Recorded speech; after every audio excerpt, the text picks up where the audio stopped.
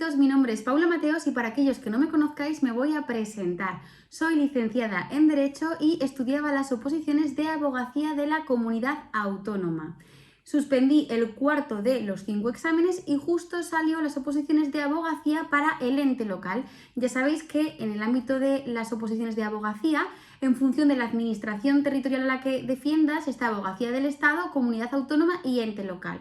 Pues me presenté a estas últimas, abogacía del ente local, y aprobé con la primera plaza. Y a raíz de ahí decidí tratar de ayudar a todos aquellos que estáis en el camino de las oposiciones, explicando tanto técnicas de estudio como derecho administrativo para haceros un poquito más ameno este camino de las oposiciones. Y por eso estamos aquí, así que para no extenderme más, si queréis contactar conmigo podéis hacerlo a través de Instagram, que es paula_mateos90, o de mi página web paulamateos.es. En esta ponencia, a la que agradezco enormemente a Positates que me haya vuelto a invitar y que haya vuelto a contar conmigo, siempre es un placer participar en estos eventos, vamos a hablar de sistemas de estudio. Voy a explicar los sistemas de estudio más importantes que creo que existen para que una vez que tengáis todos los datos de cada uno de ellos podáis decidir cuál se adapta más a vuestras circunstancias, ya que no todos los opositores, esto ya lo sabéis, estamos en la misma situación y puede ser que un sistema a una persona le vaya muy bien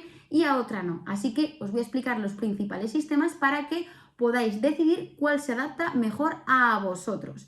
Y vamos a distinguir en esta ponencia dos bloques muy importantes. El primero de ellos van a ser los métodos de estudio, que vamos a hablar de ellos ahora. Y en segundo lugar vamos a hablar de técnicas de carácter complementario. Empezamos con la técnica Feynman. Esta técnica nos va a ayudar cuando estamos ante un tema que es muy complejo y hay muchos conceptos que no entendemos. Consiste en coger esa información compleja que tenemos en el tema e ir desglosándola poquito a poco para ir entendiéndola. Y esto se va a hacer a través de una serie de pasos. En primer lugar, paso número 1, seleccionar lo que vamos a estudiar. Es decir, yo tengo mi tema, donde puede ser que sea un tema muy complejo y tenga muchas dudas, pues vamos a ir por partes. Puedo seleccionar, por ejemplo, un epígrafe que no entienda. Ya sabéis que los temas se componen de epígrafes, por tanto, podemos ir epígrafe por epígrafe si es un tema que nos cuesta mucho comprender, para ir abordando de forma progresiva el tema. Por tanto, puedo seleccionar o un epígrafe o puedo seleccionar, por ejemplo, un subepígrafe, o si se trata de un tema donde hay una lista de artículos y hay algún grupo de artículos que no entiendo, puedo coger un artículo concreto. Por ejemplo, vamos a pensar que yo estoy estudiando el tema de los actos administrativos y dentro del primer epígrafe, que tiene por título acto administrativo, no entiendo muy bien los recursos administrativos. ¿Qué es lo que tendré que hacer? Seleccionaré esa parte concreta, recursos administrativos. Por lo tanto, cogeré un folio y en la parte superior de la hoja pondré el título de aquello que no entiendo. Recursos administrativos. Muy bien, ya tenemos la primera parte. He seleccionado aquello que voy a estudiar de una forma más profunda porque no entiendo. ¿Cuál es el segundo paso?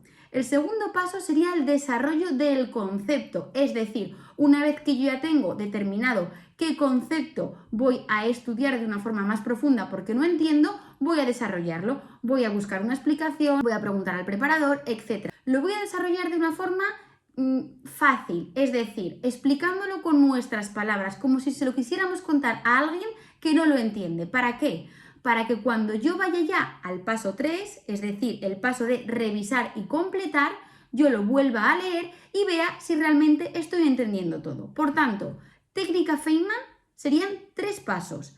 El primero de ellos sería seleccionar lo que vamos a estudiar. Una vez que lo hemos seleccionado, el segundo paso sería desarrollar el concepto. ¿Cuál sería el tercer paso? Revisar y completar, es decir, me leería aquello que yo he puesto para ver si lo entiendo bien, haciendo hincapié en aquella parte que veo más compleja, para ver si leyéndolo soy capaz de entenderlo. En caso de que no entienda bien o vea que me falte alguna cosa de lo que he escrito, tendré que volver a revisarlo para dejarlo bien atado. El objetivo es que yo pueda coger dentro de mi tema este folio y cuando me lea recursos administrativos sea capaz de entenderlo bien, de tal forma que en esta tercera fase, que es revisar y completar, tengo que estar muy atento, porque si leyendo lo que he escrito hay algo que no entiendo, tengo que volver a parar y volver a mirarlo. Por tanto, ¿para qué se usa la técnica? Para aquellos temas que sean muy complejos, donde yo necesite desarrollar de una forma mucho más minuciosa alguno de los conceptos. Segundo método de estudio, técnica activ-recal o recuerdo activo. Esta técnica parte de una premisa principal y es que cuanto más esfuerzo tenga que hacer mi mente para recordar algo, más grabado se nos va a quedar, es decir, más tiempo va a permanecer en nuestro cerebro a largo plazo. Esta técnica se puede utilizar una vez que ya nos hayamos estudiado el tema, es decir, nosotros nos hemos estudiado el tema y para ver si lo recordamos podemos utilizar esta técnica. ¿Qué herramientas puedo utilizar? Por ejemplo, primera herramienta, explicarnos aquello que acabamos de estudiar en voz alta para ver si somos capaces de poder desarrollarlo. En segundo lugar, también puedo explicarlo en voz alta y grabarme para luego poder escucharlo en otro momento. En tercer lugar, explicar escribiendo. En el caso de que, por ejemplo, tengamos exámenes de desarrollo, podemos, una vez que nos hayamos estudiado ese epígrafe o ese tema, desarrollarlo para ver si somos capaces de poder escribirlo. En cuarto lugar, podemos también coger un folio e ir tapando la hoja que hemos estudiado para ver si soy capaz de irme acordando de los párrafos anteriores. Otra técnica que podemos utilizar, las flashcards. Las flashcards son unas tarjetas donde por delante puedes poner un concepto y por detrás el desarrollo, de tal forma que puedes echarle un vistazo a la parte de delante y ver si eres capaz de contestar ese concepto sin mirar. Por tanto, ¿para qué sirve esta técnica? Para que una vez que hayamos estudiado el tema podamos ver si somos capaces de retenerlo en la memoria. Es una técnica que recomiendo para aquellos que, por ejemplo, tengáis exámenes orales, porque además de estudiar el tema, tenemos que cantar el tema. Por lo tanto, es una forma de decir, no solo me lo aprendo, sino que además tengo que cantar el tema y ver si soy capaz de desarrollarlo. Tercer método de estudio, el método Cornell. Este método es muy útil en el caso de que necesites tomar apuntes del preparador o de la academia. Además, Oposita Test tiene como recursos gratuitos plantillas para hacer el método Cornell. Si bien además la utilidad no solo se queda ahí, sino que también nos va a servir a la hora de tener organizados los apuntes, ya que es una forma de poder sintetizar toda la información que tenemos y ver las palabras clave. ¿Cómo se hace este método Cornell? Consiste en coger un folio y hacer dos rayas horizontales, como podéis ver aquí. Tengo que trazar dos líneas horizontales, una en la parte superior de la hoja y otra en la parte inferior, dejando un espacio de encabezado, que sería el espacio superior, y un espacio abajo, que sería nuestro pie de página. Después, en la parte central de la hoja, dibujaremos una raya vertical, dividiendo ese espacio en dos franjas.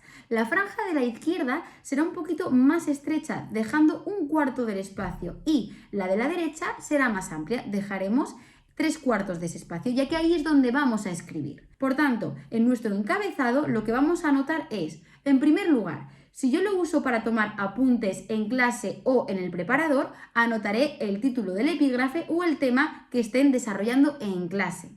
Si yo lo uso para tener los apuntes más organizados, lo que tendré que poner en ese encabezado es el tema en concreto o el epígrafe en concreto que me están explicando o, en su caso, el título de la ley que van a explicar en clase. Por ejemplo, artículo 47 de la ley 39, nulidad de pleno derecho. O, por ejemplo, título segundo de la ley 39. Y, además, en ese encabezado, si yo pongo un artículo o un título concreto, añadiré el tema y el bloque al que pertenece ese tema. Por ejemplo, artículo 47, nulidad de pleno derecho, bloque 3, tema 2. En el centro de la hoja, en la parte izquierda, lo que voy a poner son las ideas principales del tema, las preguntas clave que me puedan hacer, así como las dudas pendientes que tenga de resolución. Por ejemplo, me he estudiado lo relativo a los recursos administrativos, pero hay una cosilla que no me ha quedado clara. La pondré en ese margen.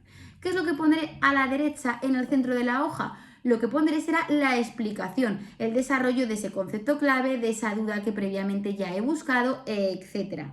¿Qué pondré en el pie de mi página? Lo que haré será resumir la información que he desarrollado con el objeto de tener una visión global.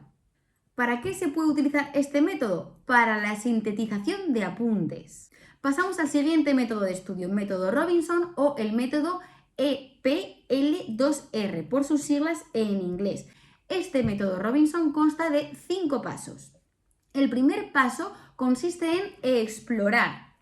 Es decir, en esta fase lo que vamos a hacer es una lectura superficial del tema que vamos a estudiar, centrándonos en los títulos, en los epígrafes, en los subepígrafes, en a lo mejor una definición básica, etc. ¿Para qué? Para tener una visión global del tema que tenemos que estudiar.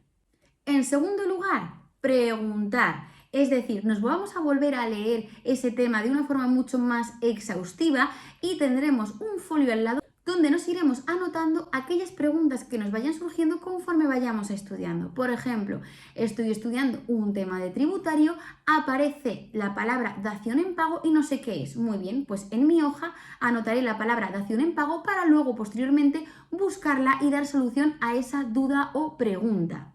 Tercera fase, lectura, leer. Aquí, en esta fase, vamos a proceder a subrayar el tema. Tiene que ser una fase mucho más minuciosa porque voy a leer de una forma mucho más detenida el tema, subrayando el tema, haciendo énfasis en palabras clave. Si tengo alguna duda, puedo hacer un esquema para tener una visión global o en caso de que, por ejemplo, haya algún concepto que se nos resista, hacerme un esquema específico. Por ejemplo, estoy estudiando lo relativo a los órganos de la Ley 40 y veo que tengo alguna duda, pues me puedo hacer un esquema para saber dónde está el ministro, el secretario, etc.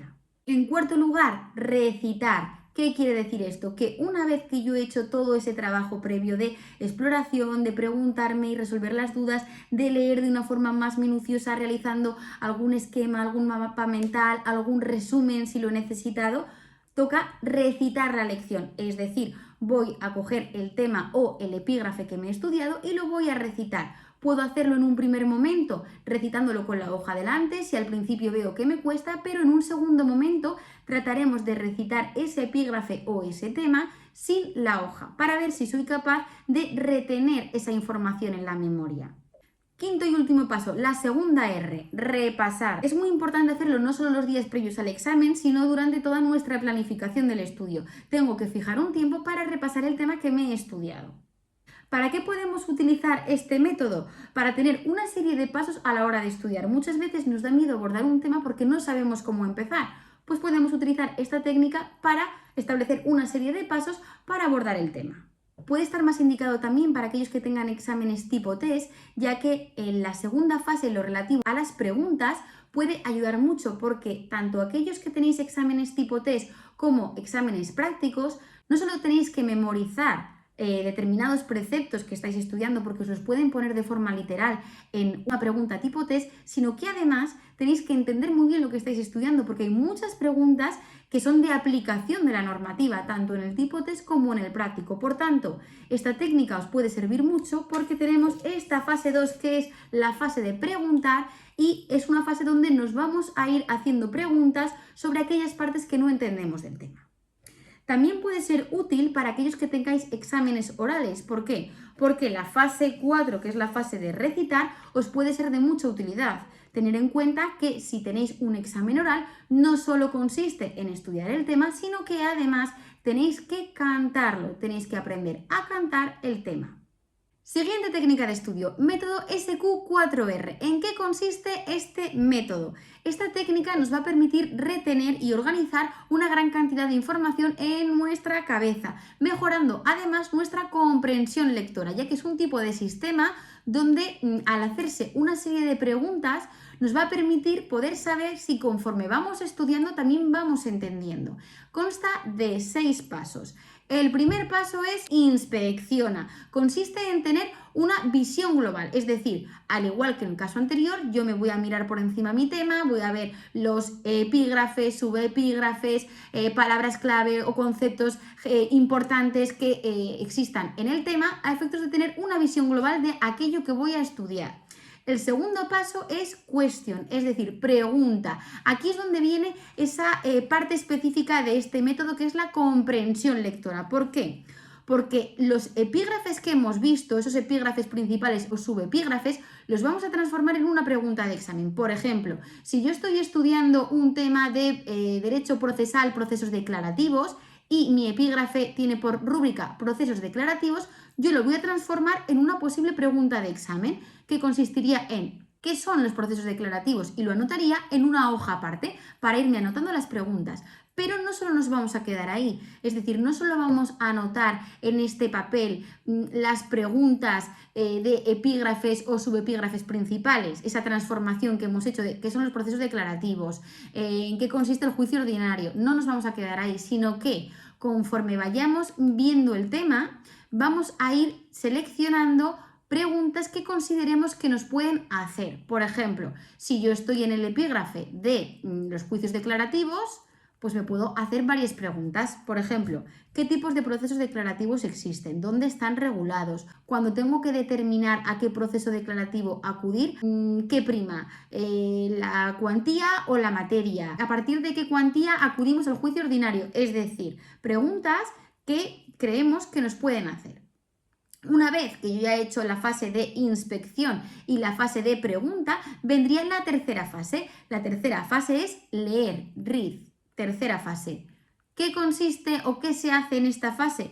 Aquí pasamos a la lectura activa, es decir, voy a ir leyendo toda la información del tema de una forma minuciosa, pero además voy a ir contestando a las preguntas que he hecho previamente cuando yo me he mirado ese tema por encima. La cuarta fase sería recitar, es decir, yo voy a coger todas esas preguntas que he hecho en la fase 2 contestadas en la fase 3 y las voy a resolver de viva voz, es decir, voy a coger mi lista de preguntas y les voy a ir contestando en voz alta. De esta forma, si hay alguna en la que me atasco, lo podré dejar anotado en el tema para poder reforzar esa pregunta, para saber qué parte del tema tengo que reforzar porque aún me cuesta un poquito más asimilarlo. Fase quinta, reescribe.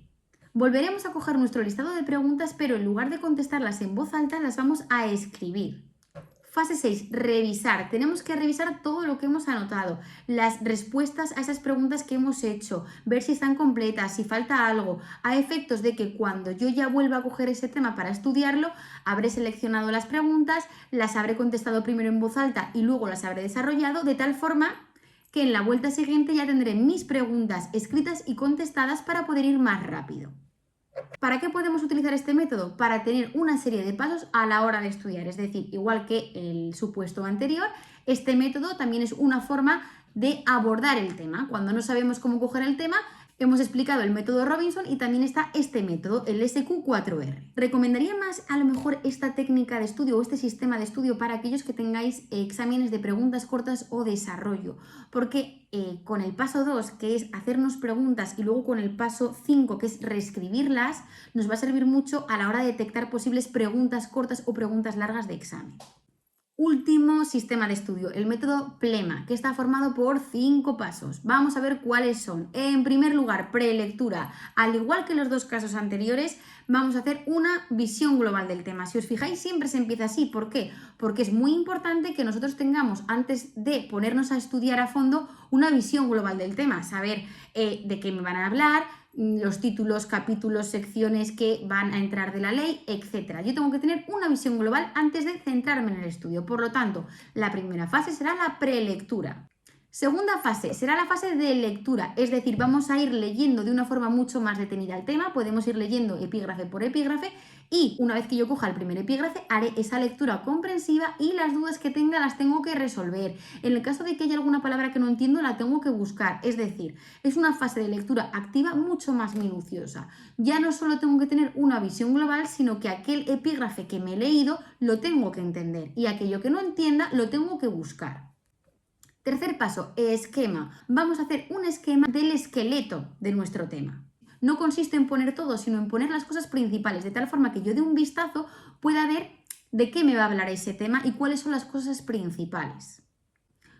Cuarto paso, memorización. Es la fase de estudio. Una vez que yo ya he tenido esa visión global del tema, lo he leído y he resuelto las dudas y me he hecho un esquema para ver un poco las partes principales del tema, tengo que ponerme a estudiar el tema. Por lo tanto, voy a ir epígrafe por epígrafe estudiando el tema. Quinta fase, la autoevaluación. Consiste en hacernos preguntas sobre el tema para saber si somos capaces de contestarlas. Por ejemplo, hacernos una pregunta corta, hacernos una pregunta de desarrollo del epígrafe, cantar o recitar un epígrafe concreto para ver si somos capaces de resolver las cuestiones que nos planteamos de los distintos epígrafes. Si vemos que hay algún epígrafe donde no sabemos contestar una pregunta, donde intentamos recitarlo con nuestras palabras y nos quedamos a mitad, lo tendremos que dejar anotado para reforzar esa parte concreta del tema. Es una forma de poder identificar aquellas partes del tema que necesitan un estudio más profundo y un poquito más de detalle. ¿Para qué lo podemos utilizar? Realmente para tener, al igual que los dos supuestos anteriores, unos pasos a la hora de abordar el estudio, y sirve también para cualquier tipo de oposición.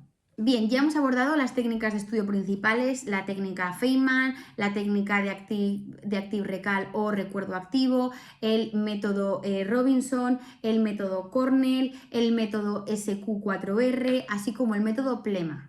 Una vez que hemos abordado las técnicas de estudio principales, vamos a pasar a la siguiente parte de la ponencia.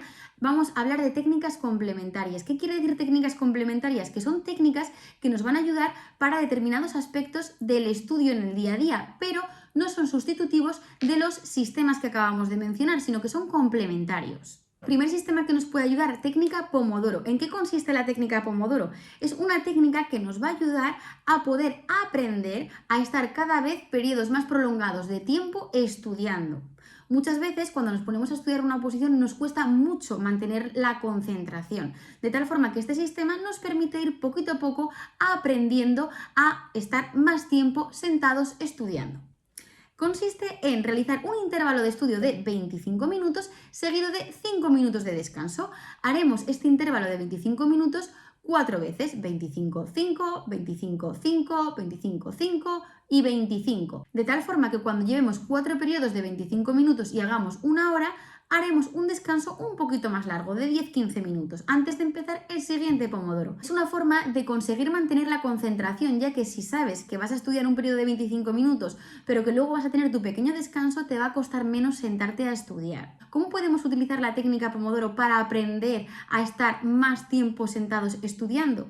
Subiendo el periodo de estudio de forma progresiva. Podemos empezar con 25 minutos y luego cuando pasen unas semanas, en lugar de hacer 25,5 pasaríamos a 35 y así sucesivamente podemos ir subiendo poquito a poco el tiempo de estudio.